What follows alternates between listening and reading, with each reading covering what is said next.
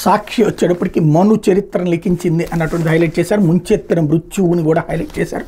Aarogyasri ఆపేస్తాం, 15లోగా pending బిల్లులు చెల్లించుకుంటే సేవలు నిలిపేస్తాం. ప్రభుత్వానికి ఏపీ స్పెషాలిటీ హాస్పిటల్స్ అసోసియేషన్ లేక 1600 కోట్లకు పైగా బకాయిలు ఆసుపత్రికి చెల్లించుకున్న పెండింగ్లో పేదల ఆరోగ్యంతో కూటమి ప్రభుత్వం చెలగాటమంటూ ఎన్టీఆర్ వైద్య సేవ పెండింగ్ బిల్లులను ఆగస్టు 15వ తేదీలకు చెల్లించుకుంటే వైద్య సేవలు నిలిపేస్తామని ఏపీ స్పెషాలిటీ హాస్పిటల్స్ అసోసియేషన్ ఆశ స్పష్టం చేసింది. ఈ మేరకు వైద్య సేవ ట్రస్ట్ సీఈఓకి మంగళవారం లేఖ రాసింది.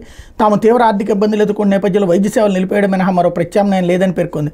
యుద్ధ ప్రాతిపదికన పెండింగ్ బిల్లులను చెల్లించడంతో పాటు పథకం ఆర్థిక నిర్వహణపై దృష్టి పెట్టాలని కోరింది. పెండింగ్ బిల్లుల అంశాన్ని వైద్య శాఖ మంత్రి దృష్టికి తెచ్చినప్పటికీ తమకు ఎలాంటి హామీ లభించలేదని తెలిపింది. ఆరోగ్యశ్రీ ఆసుపత్రులకు బిల్లులు రాకపోవడంతో రోగులకు చికిత్సలు అందని పరిస్థితి నెలకొందని కేంద్ర ప్రభుత్వ పథకంతో పేదలు సరిపెట్టుకోవాలని స్వయంగా కేంద్ర సహాయ మంత్రి పెమ్మసాని చంద్రశేఖర్ వ్యాఖ్యానించిన విషయం తెలిసింది. తద్వారా 25 లక్షల వరకు ఉచిత వైద్యానికి భరోసానిచ్చిన ఆరోగ్యశ్రీకి పొగబెట్టి 5 లక్షల వరకే పరిమితమైన కేంద్ర పథకం దయాదాక్షిణ్యాలకు ప్రజల ఆరోగ్యాన్ని వదిలేసినట్టు స్పష్టమైంది. గతంలోనూ ఆరోగ్యశ్రీని నిర్వీర్యం చేసేలా సీఎం చంద్రబాబు వ్యవహరించిన విషయం తెలిసింది. 2014-19 మధ్య ప్రొసీజర్లు పెంచకుండా అరకొర సేవలతో పేదల ఆరోగ్యాన్ని గాలికి వదిలేశారు అంటూ ఓ పెద్ద కథనాన్ని రాసుకొచ్చింది. ఇక్కడే అసలు విషయం ఏంటంటే ఇక్కడ ఈ 1600 కోట్ల రూపాయల బిల్లులు పెండింగ్ ఎవరిది?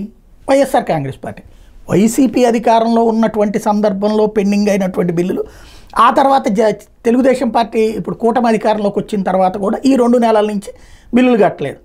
అంటే వైసీపీ హయాంలో దాదాపు 1200 కోట్ల దాకా ఉంటుంది. ఈ 2 నెలల్లో ఇంకో 400 కోట్ల రూపాయలు పెండింగ్ పడి ఉంటాయి. కానీ అదంతా తెలుగుదేశం మీదకి తోసేసేటటువంటి డ్రామా సాక్షి ద్వారా వైఎస్ఆర్ కాంగ్రెస్ పార్టీ ఆడుతోంది. అదే ఇక్కడ అతిపెద్ద నాటకం. లేకపోతే ఏసీ భారం జనరల్ ఘోరం, అధిక రాబడే